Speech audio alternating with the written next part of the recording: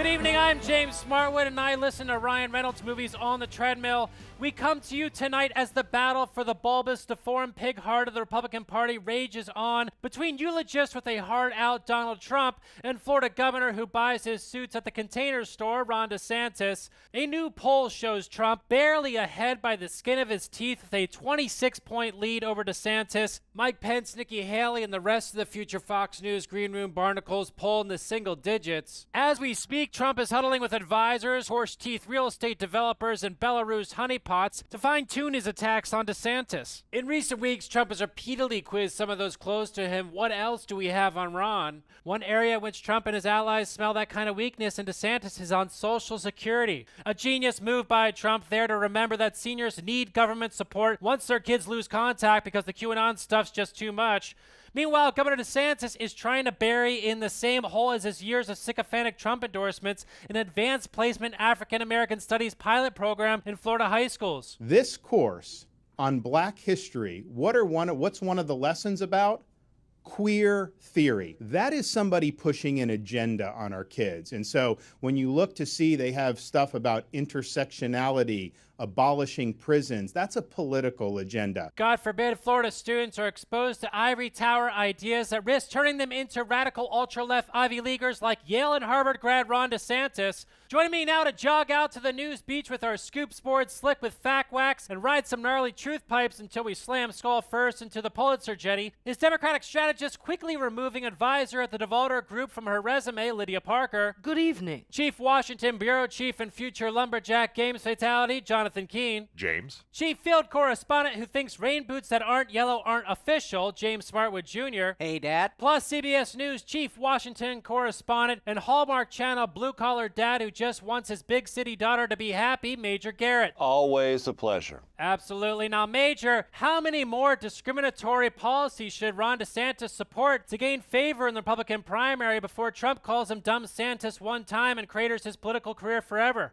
Ron DeSantis has made himself the alternative to former President Trump by doing one thing, and his advisors believe it's shrewd. Choose enemies wisely. And right now, his enemy is the education bureaucracy, the woke establishment, such as it is, and anyone else who fits in that general description of elitists or educators who don't really want to bring education, as he defines it, to Florida children. People say DeSantis lacks charisma, but critical Florida voters are riveted when he's on TV, mostly because they're watching from condos, which may collapse at any second. Now, clearly, Republicans have learned from the midterms that the American majority is craving culture war red meat. That gets them thinking, good God, these people are insane. Sure, there was a lot of heat around Jeb Bush in 2016, and Trump destroyed him, but keep in mind, DeSantis has a far more grating personality. It's a good point. Thank now, you. Obviously, if DeSantis and other contenders want to beat Trump in the Republican primary, they will need to access the deep, dark depths of human depravity. Here to discuss is Magister Bill of the Church of Satan. Thank you so much for joining us, Magister. Thank you for having me. Of course. Now, Magister, how does DeSantis and other primary hopefuls unlock the carnal beast necessary to win a plurality of Republican support? Well, Satanism is about the individual, not the collective, about getting what you want. So if you can do something that it is in my own shameless self-interest, my own selfishness, then yeah, I'll give you a vote. Now, Major, we just heard compelling advice from the Church of Satan here. I mean, my question is Satanism too moderate for today's Republican Party? Good question. I haven't seen that put through a focus group or a poll yet. We get some results on that, maybe I'll have a more informed opinion. That's a dodge. 100%. You know, I will say this fellow from the Church of Satan is making a lot of good points. Gratification is king, and desire its prince. Okay, here we go. Of course this would happen. Magister, where does Satan fall on the debt ceiling?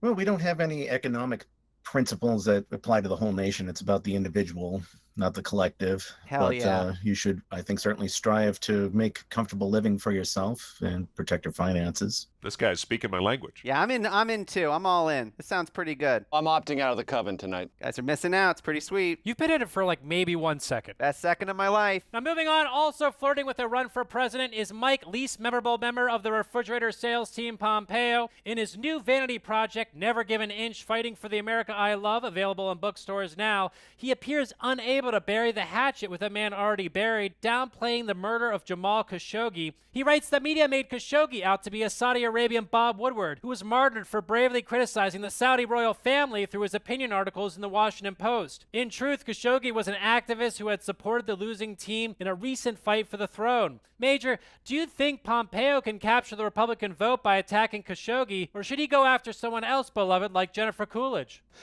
Well, Secretary Pompeo is doing what Republicans who fancy themselves as a potential successor to former President Trump feel they must do, which is find ways to be outrageous and strident and Trumpian that even Trump hasn't tried. Now, as we all know, Mike Pompeo's book is a cultural phenomenon on the scale of the Harry Potter series, generating record-breaking crowds. Let's call it Bookstore now to see how they're handling Pompeo fever.